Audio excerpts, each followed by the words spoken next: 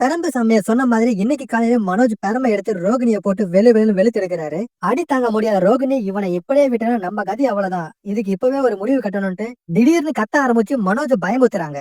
அத பார்த்த மனோஜ், என்னாச்சு ரோகிணி அப்படின்னு கேக்குறாரு. அதுக்கு ரோகிணி சொல்றாங்க, எனக்கு இப்ப உடம்பு ரிலாக்ஸா இருக்க மனோஜ், நீ அடிச்ச அடியில எங்க அப்பாவோட ஆவி என் உடம்புல இது போயிடுச்சுன்னு நினைக்கிறேன் அப்படின்னு சொல்லி மனோஜ் கிட்ட இருந்து அடி வாங்குறதுல இருந்து தப்பிக்கிறாங்க. இன்னைக்கு கல்யாண நாள் ஃபங்க்ஷன் வச்சுட்டு லீவு கூட போடாம ரவி ஹோட்டலுக்கு வந்து குக் பண்ணிட்டு இருக்காரு.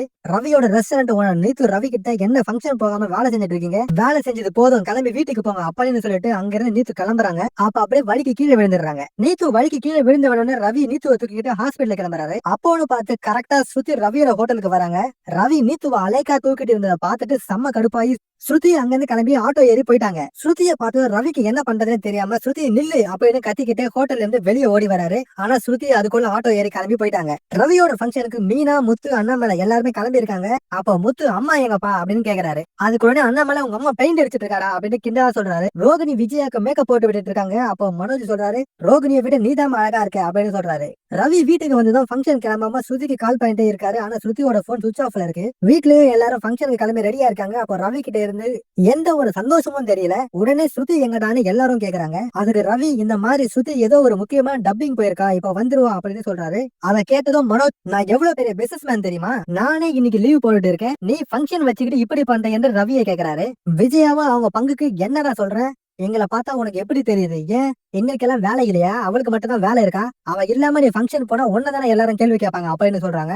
ரவி சொல்ற பதில்ல உண்மை இல்லைன்னு தெரிஞ்சுக்கிட்ட மீனாவும் முத்துவும் ரவி கிட்ட தனியா போயிட்டு, என்னடா ஆச்சு உனக்கும் பல குரலுக்கு என்ன பிரச்சனைன்னு முத்து கேக்குறாரு. ரவி, ஒண்ணுமே இல்லடா, அவ டப்பிங் தான் நீ போயிருக்கா அப்படின்னு சொல்றாரு. அப்போ முத்து சொல்றாரு, டேய் நான் உனக்கு அண்ணன், உன்னோட மூஞ்ச பார்த்தாலே எனக்கு தெரியும் நீ போய் சொல்றானு, சரி சொல்லு பலக்குரல் எங்க அப்படின்னு கேக்குறாரு.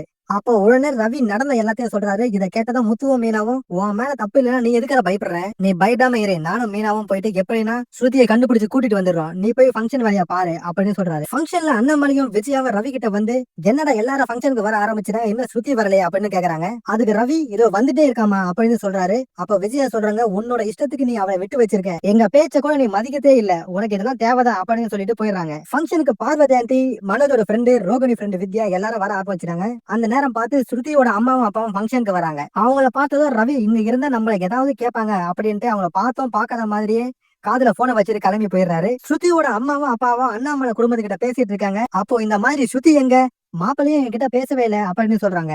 அப்போ விஜயா, அவன் கவனிச்சிருக்க மாட்டான் அப்படின்னு சொல்லிட்டு, ரவி உன்னோட மாமியார் மாமனார் வந்திருக்காங்க அப்படின்னு சொல்றாங்க. உடனே ரவி கேஷுவலா போயிட்டு, வாங்க அத்தை, வாங்க மாமான்னு சொல்றாரு.